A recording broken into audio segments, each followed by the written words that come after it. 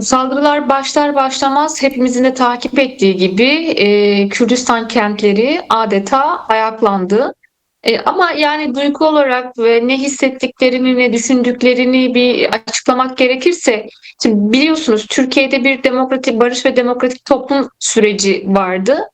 Ama bir taraftan da Suriye'de bir 10 Mart mutabakatı kapsamında görüşmeler vardı. Aslında hem orada müzakere diyebileceğimiz görüşmeler varken hem de burada bu yönlü görüşmeler varken hiç aslında yer yer Rojava'ya tehditlerin hiçbir zaman kalkmadığını biliyorduk. Zaten yer yer saldırılar oluyordu. Oradaki kazanımların hedefte olduğunu biliyordu Kürt halkı. Ama tam da hem orada hem de burada bu yönlü gelişmelerin yaşandığı bir süreçte aniden Rojava'nın bir kuşatma altına alınması ve oraya ciddi bir savaş tehdidinin açığa çıkması hem bir şaşkınlık yarattı, hem bir öfke yarattı, hem de gerçekten Kürt halkının bugüne kadar kendi kazanımlarına, kendi varlığına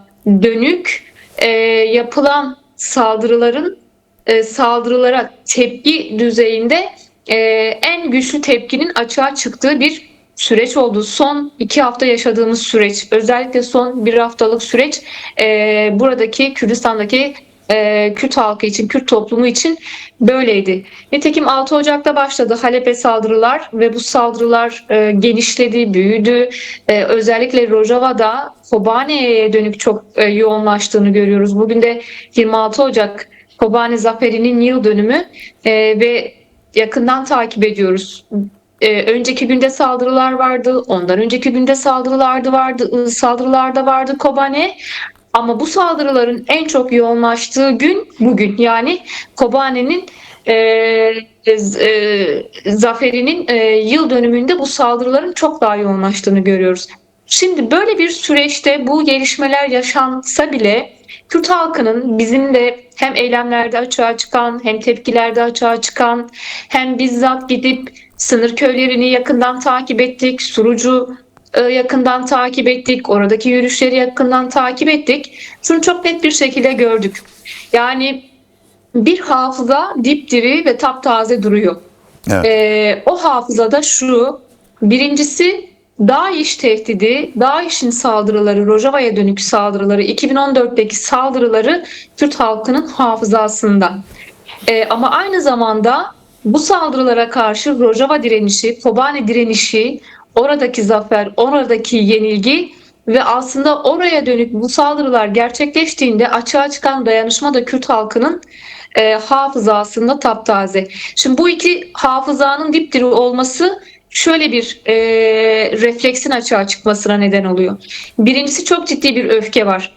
Kürtler kazanımlarını bir daha tehlikeye atmayı asla göze alamayacak durumda. Hele de bu barbar, bu gaspçı, bu insanlık dışı bütün uygulamaları hayata geçiren, dünyanın başına bela olmuş bu karanlık DAEŞ çetelerine karşı çok müthiş bir öfke var. Sadece ona değil, onu destekleyen tüm güçlere dair de çok ciddi bir öfkenin olduğunu söylemek mümkün. Hem bu öfke varken hem de gerçekten Rojava'da Kürt halk oradaki inşa edilen sistemin kendisi, oradaki kazanımların kendisini ciddi bir sahiplenme ve ciddi bir koruma duygusu şu an çok güçlü. Evet. Çünkü şuradan bakılıyor. Mevcut burada da bir süreç vardı, biliyorsunuz, barış ve demokratik toplum süreci. Ama hafızası da çok taze Kürt halkında. Bugüne kadar bu ülkede yaşayan Kürtlerin başına getirilen hiçbir felaket, hiçbir hak ihlalini unutmuş durumda değil. Bu da dipdiri olduğu için bir güvensizlik ortamı vardı. Ama son gelişmelerle birlikte bu güvensizliğin çok daha güçlendiğini ve bu duygunun çok daha güçlendiğini de söylemek gerekiyor. Bu da ayrıca bir öfke yaratmış durumda. Yani Kürdistan'daki yürüyüşlerin çok kitlesel geçtiğini görüyoruz. Eylemlerin çok kitlesel geçtiğini görüyoruz. Tüm bunların birleşiminin açığa çıktığı bir refleksi görüyoruz. Ama bence belki her zamanki dönemlerden çok daha farklı olarak en azından gözlemlediğim kadarıyla uzun yıllardır hani bu eylemleri, bu süreçleri takip etmeye çalışan bir gazeteci olarak beni de çok duygu olarak etkileyen bir şeyin altını çizmek istiyorum. Özellikle mesela sınır köylerinde gezdik. 2014 8 hem DAEŞ saldırılarına hem de Kobane Rojava zaferine tanıklık etmiş. Oradaki bütün travmaları, dramları yaşamış insanlarla konuştuğumuzda şu çok net açığa çıkmış bir şey. Türkler artık Rojava ile bütünleşmiş durumda. Yani şöyle bakılıyor mesele. Bugün Rojava'da Türklere dönük hayata geçirilmek istenen bir soykırım aslında buradaki Kürtler açısından da bir soykırımdır. Bir Evet. soykırım demek bir soykırımın anlamına geliyor. Yani Oradaki kazanımların yok edilmesi kendi evine yapılmış bir saldırı olarak görüyor. tabii ki öyle. Peki Yani şunu duygu sormak çok istiyorum yönlü. belki Yani bir şuna devam etsek. Şimdi Türkiye'de Türk medyası yani aslında hani çok böyle havuz medyası diye ayırmak da istemiyorum. Yani işte ana akım medya diyelim, sağıyla soluyla, işte ulusalcısıyla, AKP'lisiyle, MHP'lisiyle Kürtleri çok rencide eden, çok aşağılayan bir dil kullanıyor. Yani HTŞ'cilik yapıyor, cihatçı bir dil kullanıyor. Kürtleri kim boğazlıyorsa onun yanında yer alıyor. Yani böyle bir şey. Laiki seküleriyle muhafazakar medyasıyla. Bu medyanın bu dili, bu zehirli dili, bu Kürt düşmanı dili Kürtlerden ne tür bir tepkiye yol açıyor? kuşkusuz çok ciddi bir tepki. Yani mesela şu yani sürecin altını o yüzden çizdim. Yani biz yakın zamanda neyi konuşuyorduk?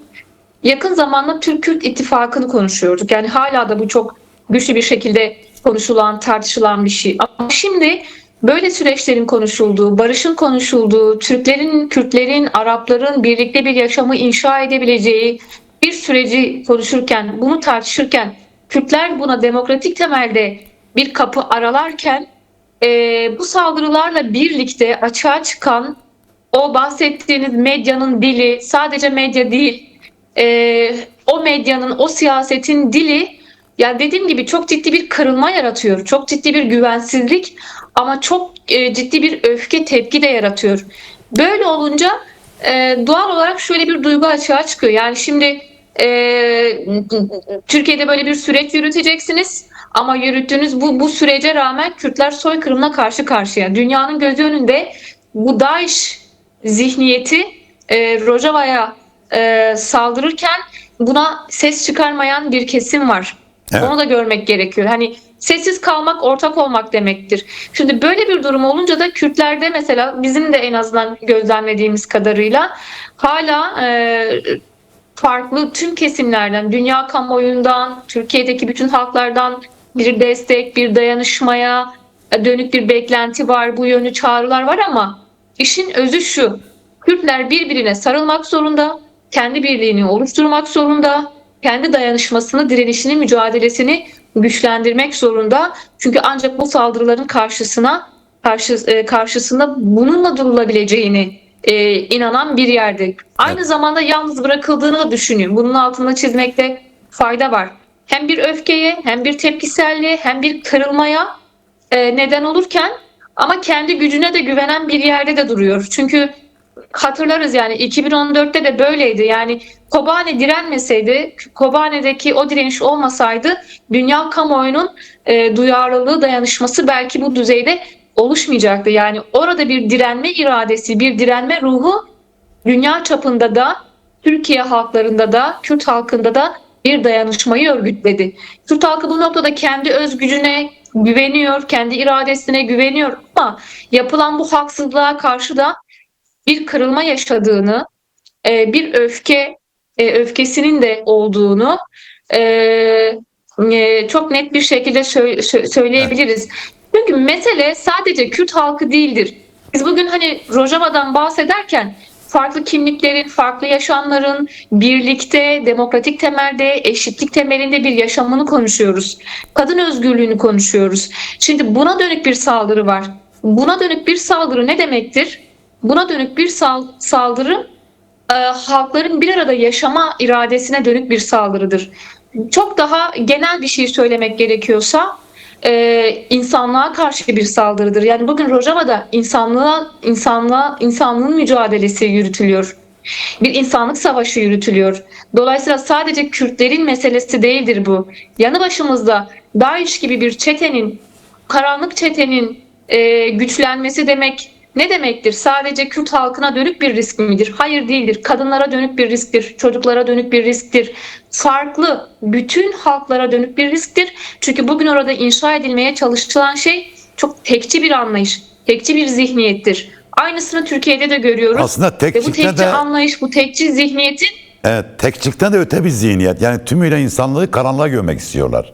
Yani tekçiliğin de bazen tabii yani şimdi bazen bu bir böyle insanlık açık yüzü sorunu var. yani Burada hani mesela Rakka'da hemen kadınlara siyah çarşaf giydirttiler. Yani peçeli kadınları karanlığa gömmek istiyorlar. Yani böyle bir tekçilik var. Örneğin Rojava'da, Kuzeydoğu Suriye'de Asuri Süryaniler, Ermeniler, diğer etnik gruplar kendi dilleriyle, kültürler yaşama hakkı, var olma hakkını elde ettiler. Şimdi bunu ortadan kaldırmak istiyorlar. Peki şunu da sormak istiyorum. Yani Kuzey'de belediyelerin başlatacağı bir kampanya söz konusu. Bu durum nedir? Yani nasıl bir kampanya başlatmayı düşünüyorlar? Buradan biraz da bilgi verirsen çok sevineceğim.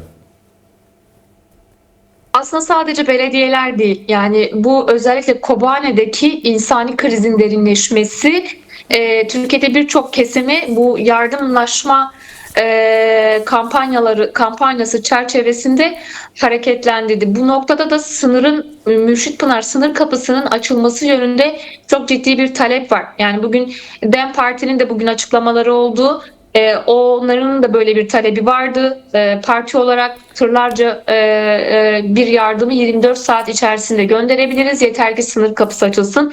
Belediyeler de bu noktada Kobane'ye, Rojava'ya dönük her türlü yardımı iletme noktasında bir kampanya oluşturdu. Ama sivil toplum örgütleri de, yani sağlıkçılar bir taraftan, örneğin yakın bir zamanda işte kadınların, feminist kadınların, çeşitli kesimlerin Rojava'ya, Kobane'ye dönük yardımları toplama ve götürme yönünde kimi hazırlıkları, çalışmaları da var. Belediyelerin de var, DEM Parti'nin de var, sivil toplum örgütlerinin de bu insani yardımı yerine getirme noktasında çeşitli hazırlıkları var.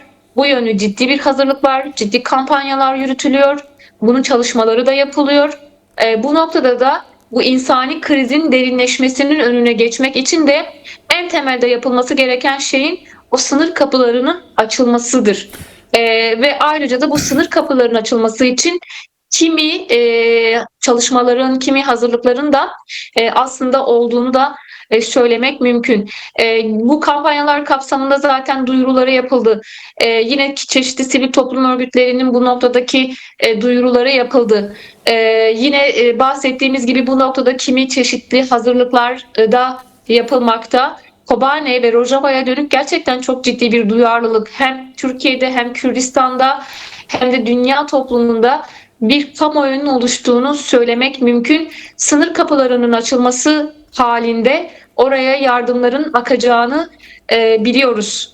Bu noktada hani yakından takip eden bir gazeteci olarak da gerçekten hayati bir noktada duruyor oradaki sınır kapılarının açılması. Çünkü biz yer yer oradaki insanlarla da konuşuyoruz. Bu yani gerçekten kendi kentlerini, Kobane'yi, Rojava'yı savunma konusunda ne olursa olsun, şartlar ve koşullar ne olursa olsun yaşam alanlarını terk etmeyeceklerini, sonuna kadar burayı savunacaklarını, direneceklerini söylüyorlar. Bu bir yerde dursun. Ama bir de savaş gerçekliği var, bir kuşatma gerçekliği var. Bunun yaratmış olduğu insani anlamda ihlaller ve krizler var. Bunların da son bulunması çağrısı çokça yapılıyor. Buradan da altını çizmiş olalım. Evet, tabii bu sınır kapılarının açılması Kobane'deki insanların başka bir yere gitmesi için değil, yani dışarıdan gelecek yardımlara içeride Hayır. mi? Yani onun bir düzeltmiş Tabii olarak yani da. zaten şunun altını çizelim. Yani Kürt bölgelerine, Rojava'da Kürtlerin yoğunluklu yaşadıkları yerlere ciddi bir kuşatma ve saldırı var. Mesela suların kesilmesi, elektriğin kesilmesi, orada insani krizin oluşturulmaya çalışılmasının bir amacı da orayı Kürtsüzleştirmektir. Evet. O halkı zorla göç etmektir. Yani şimdi Rojava halkı bunu biliyor, bunun farkındadır. Yani en azından yapılan açıklamalardan da bunu anlıyoruz. Evet. Açıklamalar yapılıyor. Halkın bunun bu noktadaki demeçleri, röportajları yansıtıyor. Yine bizim röportaj aldığımız, bizim ulaştığımız yapılan açıklamalarla da bu çok net bir şekilde görüyor. Bir yere gitmek istemiyor. Kobane halkı Kobane dışında bir yerde yaşamak istemiyor. Haseke halkı Haseke dışında, Kamışlı halkı Kamışlı dışında bir yerde yaşamak istemiyor. Yani bu sınır kapılarının açılmasının talep edilmesinin en birinci amacı oradaki insani krizi sonlandırmaya dönük, oradaki halkın mağduriyetini gidermek, temel ihtiyaçlarını karşılamaya dönüktür. Evet. Bu noktada talepler vardır. Yani yoksa orada kalma, kendi yaşam alanlarını, kentlerini savunma konusunda halkın çok ciddi bir iradesi vardır. Bunun altını önemli çizelim.